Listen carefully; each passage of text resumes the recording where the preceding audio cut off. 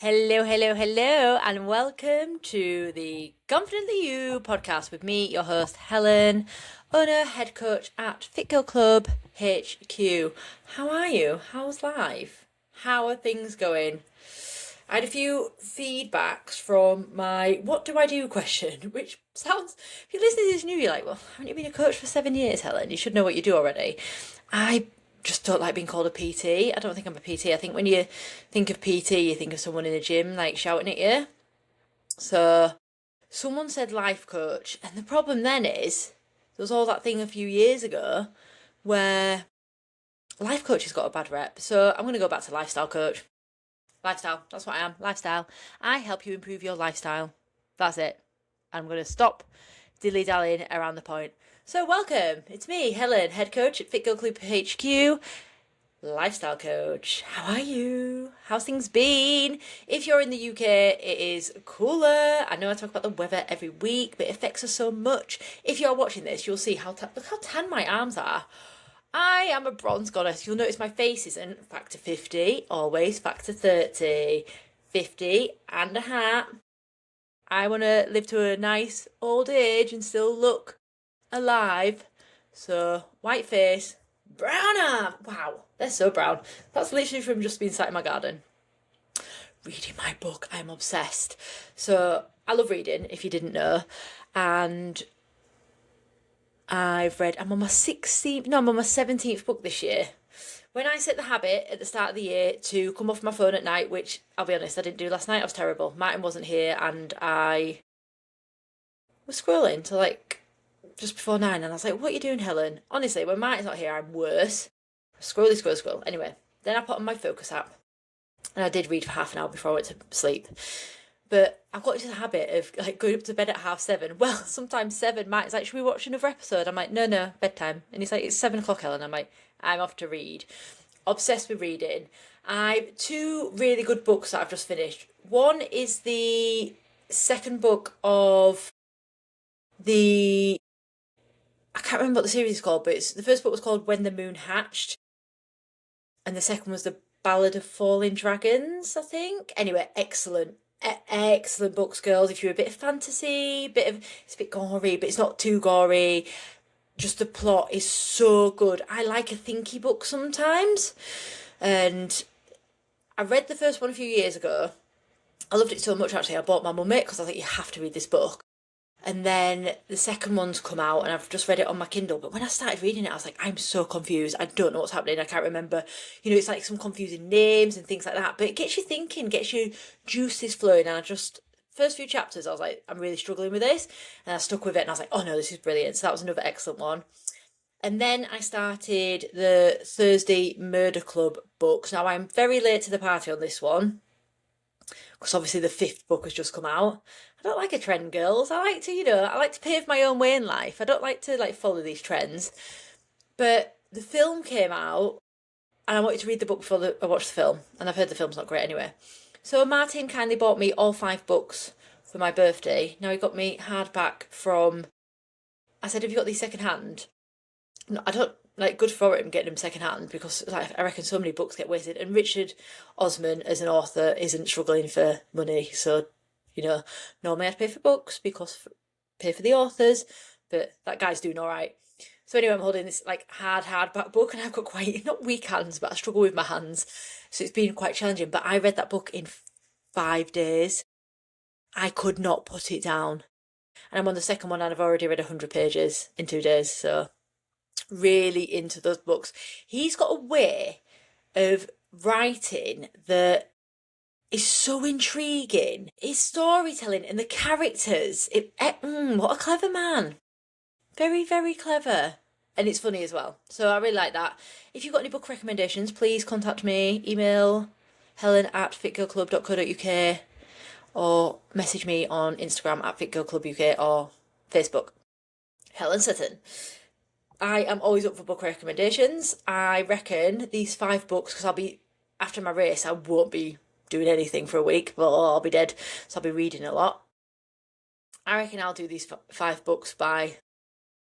Ask me again in September, I reckon I'll be near the end of them. So yeah, race day Saturday. Eek! I'm feeling good. I have been tapering for 3 weeks, which sounds quite extreme. And there's a Facebook group for the race I'm doing. There's 12,000 people in this Facebook group, and obviously only 2,000 people doing the race. But it's been going for 19 years, I think this one is. Anyway, loads of people commenting and like, oh yeah, I've started tapering like yesterday. I was like, I've been tapering for 3 weeks. So this is an individual thing when it comes to a taper. And I will talk about it when I do my full race debrief. I think I'll do it next week while it's fresh. Depends how emotional I am. If I'm really emotional, I might not be able to do it. I might just end up crying through it. But I'll see how I feel next Tuesday, because I will be really tired still next Tuesday. So we'll see. You might just get a quick top 10 tips for this instead, and I'll do the race debrief the next week. But yeah, I've been doing this properly. I'd say because my first ultra was a year ago, with a taper and a carb load and everything, like properly doing it, I'd say a year. The year before that I was just building up to a half marathon and runs like that. Not that there's anything wrong with a half marathon, but I don't think I did it necessarily properly. I learned a lot. I did a lot of research. I've listened to so many podcasts. I've read books. I've watched YouTubes. This is my thing. And this is why, as a coach, I'm so passionate, because you come to me for fat loss, fitness, anything. I know it because I love it. And I'm so passionate about it. And I'm passionate about psychology and behaviours and habits and hormones and everything. I'm getting excited like talking about it. So when you come to me as a coach, I know a lot of it, or I'll find out because I'm passionate about it. So I taught myself everything with running and done my own programme, put myself through the paces. I am on the fence whether I will get a coach in the future though, just to help me get a bit better, because I love a coach. I've had a coach before. I had a CrossFit coach for a year. I think there's room for coaching for everyone. There's room for growth. But I know my body. I need rest. I need rest to feel good. So I did my peak week. It'll be 3 weeks, this time 3 weeks ago, where I run 52 miles. I think it was 52. It was around 52, but I also did 2 hours on the Stairmaster and some strength training on top of that, and my morning, my daily walks. So plenty of elevation, and I was battered. I was absolutely knackered. It felt great. I felt on top of the world. But to stay up there at like 10 out of 10 effort, I just couldn't consistently. So I dropped it down for a week, and I still did a trail run, and I still did my strength training. I still did some hills and some Stairmaster and stuff. So I went down and I felt fine. And then last week I dropped it down again and I felt rubbish. I felt like I'd been run over. I did all the things I always do. Went for a sports massage on Saturday, and Martin and I went to Poolbridge Farm, and we did a very good, by the way. Highly recommend, even if you're not from the area, if you're coming up to York or North Yorkshire, go to Poolbridge Farm. It is stunning. Sauna and swim. They've got loads of sauna pods. It's just such a nice place as well, the way they've done it. And there's a pond and there's ducks, and you're swimming around with the ducks. It's great. But really good recovery as well, the sauna. And I always pick the hottest one. If you want to know, Willow Tree, save this, Willow, or message me, is the hottest one. Anyway, if you don't want the hottest one, go to the other ones. I like it hot. 20 minutes, burn me. Everyone in there, all the other women, and there was another guy, Martin, were like, well, Martin can stay in with me for 20 minutes, but everyone else was like, how are you staying in for 20 minutes? I was like, bring it on. Sit me next to those hot rocks. Come on. Give me the heat. Sweat it out. So recovery tools. But Thursday, Friday last week, I felt like I'd been run over. And the worst thing was, the last thing I ever wanted to do again was run. The thought of going for a run was like, ugh.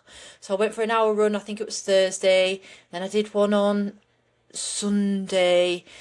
And the motivation was like -10. I was like, I really don't want to do it. I even drove to my run on Thursday because the thought of running to where I wanted to run from along the road, past the cars and stuff, I was like, ugh, no. And I didn't want to go to another place that I normally go to, because that's where I fell over a tree branch the other week. So let's not risk any injuries just before the race. And I just felt rubbish. But that's the whole point of taper. And I did some research, and a lot of studies and everything shows that if you have trained well, your taper should feel rubbish, because your body then just goes, oh, it's repair time, it's recovery time. Let's get us repaired and ready. I was getting niggles, my ankle was hurting, my hamstring was hurting, everything. And I was like, oh, how am I going to run 50 miles on the 25th. Anyway, lo and behold, Monday, yesterday, I felt mint and I feel great today. I could bite your hand off to go for a run. I really want to go for a run. I can't wait to go for a run. So I've got my last run today. I did a bit of strength training yesterday, but really light and loads of mobility work with my hips. And then it'll be race day Saturday. So after today, that's it. Then I'm going to carb load. I'm going to share it on my Instagram stories, what I'm going to do with my carb load. It sounds really fun, but it's not. If you're not used to eating a heck of a lot of carbs, you just feel full all the time. So I've got some tips that I've picked up along the way that help me with that. So yeah, I'm ready. Bring it on. I can't wait. I'm really excited. I know people get nervous, and I will get nervous when we're driving up on Friday, and when you're at registration on Friday and watching the 100 runners go off on Friday and all this stuff going on. It's like a full weekend. Because the people doing the 100-mile race start Friday night and they've got till Sunday morning to finish. So we start at 10 o'clock on Saturday and we've got till 10 o'clock on Sunday to finish. So it's 24 hours time. I'm not going to tell you what I want to do in because my aim is just to finish. It's my first ever 50 mile and it's a hard 50 miler. It's not an easy 50 miles. This is challenging. My head torch is in my bag. If I'm going into the night, which I will be, there will be some dark running, mentally and physically. But I'm going to get through it because I'm tough. I'm really tough. I did say to Martin, because he was like, well, what if you don't do it? And I said, leg would be falling off. I'm not going to stop unless my leg's off. I've got this like really unusual determination. I don't know where that comes from. My gran. Says my gran. My gran who died when she was 106. Anyway, by the by, that's my update. Hope you're well. Yes, and I did say it's a bit cooler. I actually had a hoodie on a minute ago, but I thought I'd better take it off because I get quite energetic when I'm doing my podcast. And I'm having to wear my fingerless gloves to walk in again at the minute because my hands get a bit funky fresh. So hope you're all enjoying the cooler weather. We wanted this, guys. We could set our clocks by it because I know it's school holidays for most of you. So, yeah. Here it is. So today's episode, with that in mind, is going to be how to survive the school holidays. Now, if you're not in the school holidays, then you might be, I'll switch off for this. No, this will resonate for everyone whenever you're out of routine or you've got time off. Okay? So this is what happens, and it's for women who, and all of you will pick things out of this. So if you're like, well, I'm not off this school holidays, doesn't matter. Use it for a time when you might have some time off or things aren't as they were. Okay, so some of you will be on school holidays, some of you won't, but this will really resonate for everyone, especially, this is like resonates for like weekends for some of you, because you're all really good, most of you, like when you've got a routine. So put your hand up, like, give me a routine. Yeah, Monday to Friday, 10 out of 10 effort. Great, I'm on track. Then anything that's outside a routine do you struggle with? Because I used to do this as well. So first and foremost, if you're taking time off for school holidays, accept that your routine will look different. You've got to accept this. This is most important. The school holidays aren't the time to chase perfectionism. They're a time to adapt. If your workouts are shorter or your meals aren't as planned, that's okay. So consistency beats perfection every time. This is literally what I tell you every single week. But then for some reason, what I see happen a lot is I'll get clients who are like, oh, school holidays coming up, everything will be easier. Whereas in turn, it's actually not usually. So you haven't got the early wake-ups, rushing to get everyone ready, ironing uniform, getting packed lunches ready, running out the door, getting everyone organised, the manicness. You've got a lot more flexibility, so you think you've got more time. But then what happens with flexibility is what a lot of people do is they then take the foot off the gas and go, oh, I can do it later. Oh, chill out. So you actually do need a routine, even when there's no routine. So you need to set your own routine for the school holidays or time off. That's number one. If you are just going to hopefully, I'll have more time in 6 weeks, I'll go running or do more training, things like that, you won't. You won't, because something else will crop up, or you'll have a line or different things like that, which is fine. I want you to sleep more. I want you to have some time off. This is where the balance comes in. But you need to set a routine and a skeleton routine for your time off. So I want you to look at your time off, and then I want you to prioritise your non-negotiables. So these are different for everyone. So instead of trying to do everything, pick 3 or 4 habits that you will not compromise on. So this can be protein with every meal, veggies with every meal, drinking water, daily movements, getting 10,000 steps, getting 8,000 steps, getting 8 or 9 hours sleep per night, 7 or 8, 8 or 9 is preferable. These are the habits that are going to carry you through. And you can gamify this as well. So you could get the kids involved. If you've got children, you can put up a little sticker chart on the board. Right, have you eaten your 5 pieces of fruit today? You get a sticker. Do it for yourself as well. Gosh, I'm sorry, we love it. Start of summer, set it as a little challenge thing. Sit down with a sticker book, not sticker book, like crayons and paper, and then make a little chart and be like, right, this is our summer schedule. Summer of feeling fantastic. Feel fab for summer. I was going to say February. Don't save your calories all day. You shouldn't be doing this anyway. It's easy to skip breakfast because you're busy and then arrive at the ice cream van starving. Right? You've got up later. Or in a rush. Always promised we'd meet Grandma at the park at 12. Right, come on kids, get ready. Let's go. Let's tidy up. Rushing out the house. Oh, I've not eaten. Gets to the park. That noise of the ice cream van. Can we have an ice cream, please, Mum? Oh, go on then. Oh, I'm hungry. I'm going to have one. There's nothing wrong with having ice cream, but if it's the first thing you've eaten of the day, prioritise. Right, we've got up in the morning, we've had our protein yogurt and our fruit, and now we're going to go out, we're going to enjoy the park. Can I have an ice cream, please, Mum? Yeah, you can. I'm going to have one too. Brilliant. You set yourself up for success for the day. And you've got your balanced meals and you're not making choices that are reacting to hunger. This is the first thing that I see all the time. People stop eating properly.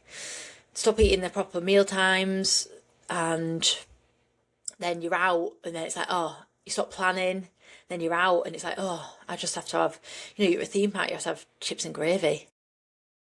Can you take food into a theme park? Yeah, you can. Take your packed lunch, go sit out, get it. I love picnics. Some of my best memories with my family growing up is when we have like picnics and stuff. And as a child growing up, my dad was really strict with this, which is I actually love him for. They didn't have as much money as, people do now, and we had to just have what was given. It was always a picnic, and I was like, can't we go to McDonald's or eat out? I didn't have McDonald's till I was 10. Can't we just have McDonald's or eat out or go somewhere everyone else does? And my dad was just strict with it. He was like, no. Favourite word was no. And I love him for it now because, to be honest with you, that chips and gravy and stuff, and then you go on a ride and you're like, oh, I feel really sick. Can't beat an egg mayo sandwich on a nice picnic blanket with a carton of juice. Wonderful. I want you to plan for your treats. There's going to be barbecues, days out, ice cream. I want you to enjoy them. They don't undo your progress, and what matters is what you do most of the time, not occasionally. You should be planning your treats in anyway, but when things are out of routine, they seem a bit like it's wild cards, isn't it, with things? But it's not, because you can take back control. Most of you know what you're doing most of the time in the future. It's very rare that something will just crop up, and you can plan them in. Loads of weddings at the minute, loads of gigs and festivals. Right, Saturday night we've got a wedding. Right, what's on the menu? Okay, so we're going to have a few drinks. Perfect, that's going to be like 1,000 calories. We'll do some dancing to burn it off. What do you do the week before that? Well, you don't just sack it off just because that. Right, I'll eat, control my calories during the week. Make sure I have a good breakfast or brunch the day of the wedding or event or whatever you're going to, so that you're not just starving yourself. Because if you starve yourself, you will eat more, and then you'll get drunk, and then you'll be a mess on the floor, and then you'll just want a kebab and stuff. It's about control. You're in charge of your life. Most of the women I speak to are just like amazing in their career and planning. Like, am I speaking to you? Like, you're a high flyer in your career, you're a high achiever, you probably do, a lot of the stuff around the house, default parent, some of you have really good partners, some of you don't have partners that help out, some of you have partners that work away or can't help out. Some of you are, single and don't have kids, but then you'll do everything else in your life, but don't prioritise looking after yourself. And just treat yourself like you would do your job. Add it in your calendar. Weekly plan. Every Sunday, half an hour, or whenever you do the food shop. I've got one client, she does the food shop. She does the food shop order on a Thursday. I was like, that's when you need to be doing your weekly plan for the next week. And plan everything, breakfast, lunch, evening meal. Your breakfasts and lunches will get similar, but plan them anyway. Oh, we've got a treat then, we're going to have this, we're going to have that. And the occasional ice cream or trip out or day out, picnics, great. You'll save money as well, and everyone will like it more. Make a really good picnic. Get some of those, Spanish omelettes from Tesco, and then some like olives and some like low fat dips, and then do like carrots and cherry tomatoes are so nice at the minute, and cucumber, and have like a proper like fancy picnic. You deserve it, girl. And if your kids are fussy, just make them a ham sandwich and then say bye. Off you go, I'm going to enjoy this. Get the kids involved. If you have kids, walks, bike rides, swimming, football in the park. You don't have to sit, it's alright to have a duvet day now and again and have a day inside and have a chill out. But other times, get active. Park run. Kids love a park run, depending on their age. There's the junior park run as well. Dancing in the kitchen, doing karaoke, making memories, playing in the garden, roly-polies, get the paddling pool out. All, that's where my memories as a kid come from nothing. We had a swing in the back garden, and God, I don't know how anyone didn't injure themselves on this swing. And my dad used to put the hose pipe over the swing. So much fun. I don't know how that was just so much fun. And we had a paddling pool, and everyone used to come around and use that paddling pool because it was a good one. It's one with like the square one with like the plastic sides, so it's proper rigid. We used to just dive in the paddling pool all day, and everyone used to do that, and it's just hours of fun. Hours and hours of hours. Think active as well. Number 6. Some of these tips are for life as well. Stop finishing everyone else's leftovers. I had a client recently as well, the same one I talked about before actually, and she'd done a few weeks. Well, she was a few weeks into her coaching, and then I'd helped her with certain things with her nutrition, and she was tracking everything, and she was being accurate, and she was in a deficit, but she wasn't losing as much fat or not any fat. She was like maintaining. And I was like, are you being honest with yourself? Are you tracking absolutely everything? Because if you are, it just means that you're not burning as many calories as we thought. Are you as active as we thought? Right, I'll need to reduce them. And I only reduced by 50 at a time. Let's not be silly. You don't go mad. And then she messaged me, she went, Helen, I'm eating the kids' leftovers. She went, I didn't realise I was doing it. It's like autopilot. Some of you really don't like waste, right? So you can leave it out for the birds. Some of you, I don't recommend giving it to your dog because I don't like to give any human food, really. But I know waste is hard. It's hard on all of us. You can save it if it's like half a pizza left, put it in the fridge and they can have it tomorrow. Eat that tomorrow. That's what I'd be made to do. But you eating like the crusts or a few like cold chips or anything like that, just put it in the bin. Yes, it is a bit wasteful, but it's only going in your stomach instead. Just put it in the bin. All right? Make peace with it because it's putting fat on you. Either fat on you or fat in the bin. Keep healthy foods visible.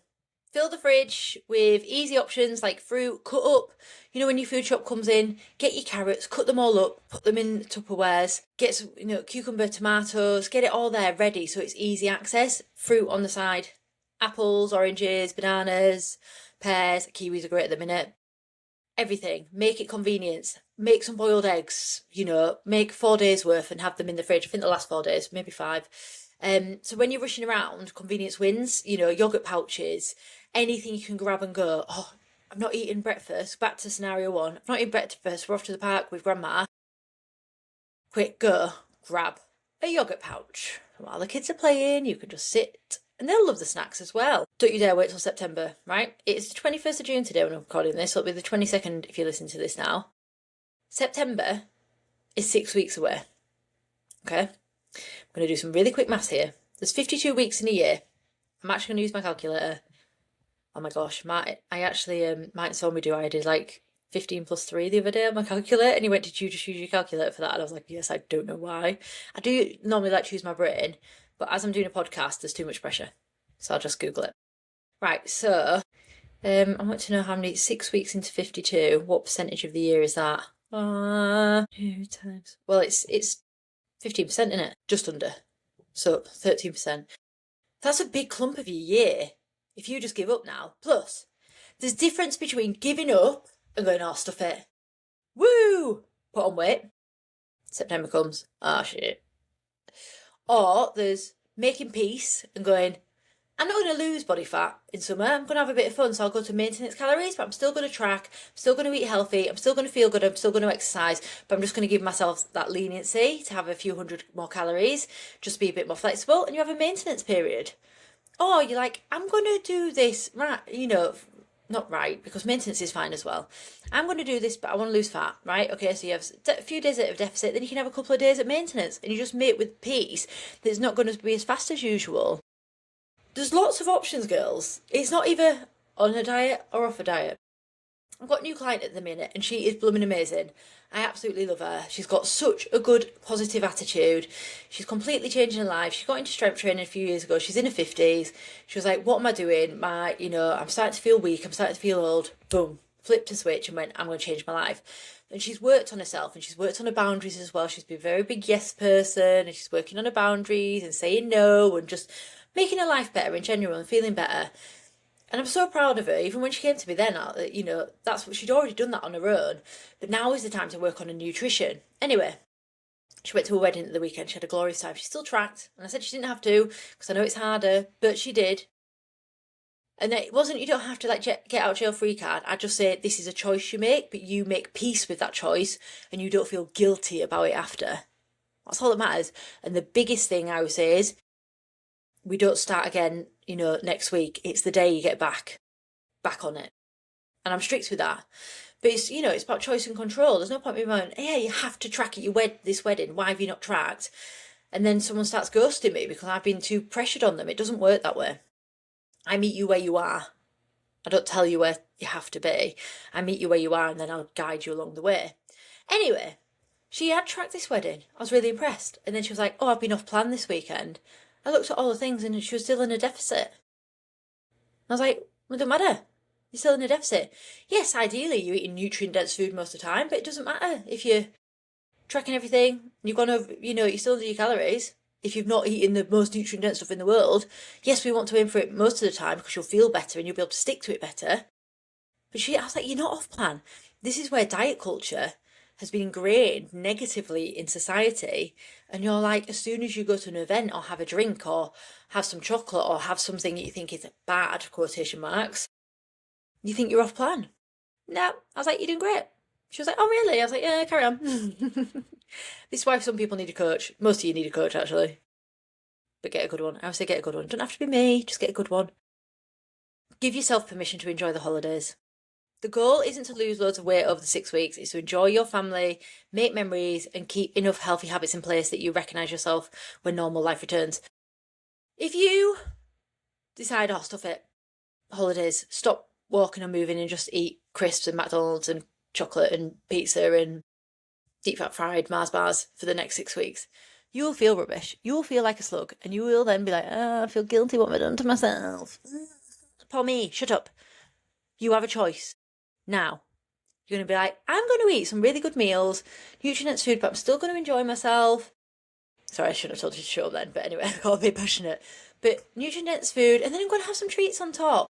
You have to make peace with, if you're going to indulge and you're not going to track, make peace that you might put some centimetres on, but make peace with it. Don't feel guilty about it. Think of your long-term health and wealth. Think of how your children see you as well with your habits. If you're like, oh, one day you've been out and you've had McDonald's for breakfast, lunch and evening meal, and the next day the kids are like, can we have something? Oh no, I'm fat. Oh, I'm best going to diet. And you're passing on that chain that we grew up with. You know what we grew up with. We grew up with the Weight Watchers, with the diets, with the restricted eating, with the cabbage diets. Our parents did it. Our mums did it. Don't become the next generation. We can break the chain. We have a choice. So instead you go, ooh, all those McDonald's yesterday have made me feel a bit sluggish. Let's eat some veggies today that are going to make us feel a bit better. We need some nutrients and let's go for a big walk. Oh, I don't want to go for a walk. Yeah, it's good for you. Come on. And just force them to do it because they'll thank you for it in future years. That's all I say about that. So remember, you don't need the perfect summer to make progress. No. Progress is in your mind, up here, more than in your body. The better we change our mindset, the easier everything will become when it's summer, winter, everything. Because if you're stuck in a loop of, oh, it's summer, I'll start in September, then it'll be Christmas, I'll start in January, oh, then it'll be Easter, I'll start in whenever Easter is, April, March, whatever. May, you can push it on a bit. Oh, I've got summer holiday, I'll start in. Stop repeating it. You are repeating this. You can break this cycle, and it's not by going right and it's going on a big diet. It's about going like, I'm going to make compromise and healthy choices. I'm going to be in control of what I do. Keep showing up, even when it looks different. Your future self will thank you for it. Trust me. You feel better as well. You feel much. Every single client I get, every single one, after a few, whether it's a few weeks or a few months, I'm like, how do you feel? They're like, oh, I just feel so much better. My favourite ones are clients that end up being with me for a year, because transformations do take that long. And I've got a client in the minute, she's just awesome. She'll know who she is. I don't know if she listens. And we're coming to the 9-month, 10-month mark, and the difference in this woman is night and day. It was October, so yeah, July, September, October. Yeah, 9 months. Night and day. I'm like, look at you. Would you even thought you'd do this? The other day she was like, Helen, can I have another workout? I was like, can you? She already does too. But she did none. And she only started doing workouts a couple of months ago. You have to build these habits up slowly over time. Give yourself room to breathe.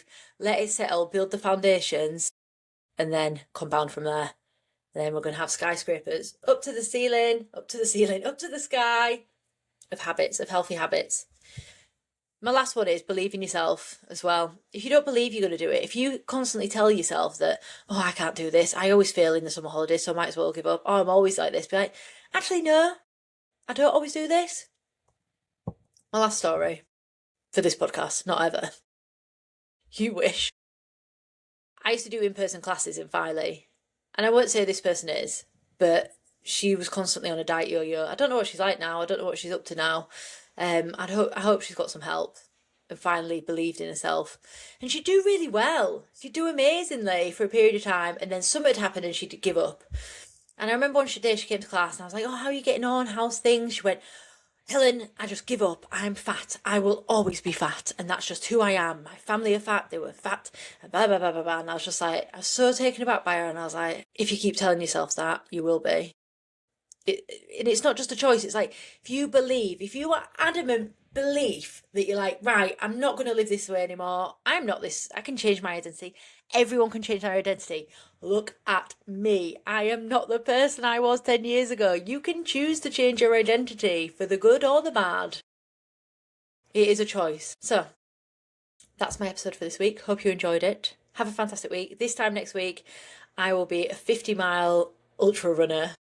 And I'll probably be tired, very tired, but successful. So see you on the other side. Be good. Oh, also, sorry, if you are interested, I will be sharing my tracking info on social media, on Instagram. So look out on Instagram. If you're my client, I'll share it in the client group. But look out on Instagram on Friday, and then you can track me on Saturday and follow me going 3 miles an hour over the Lake District. Hey. All right, have a good one. Speak to you soon.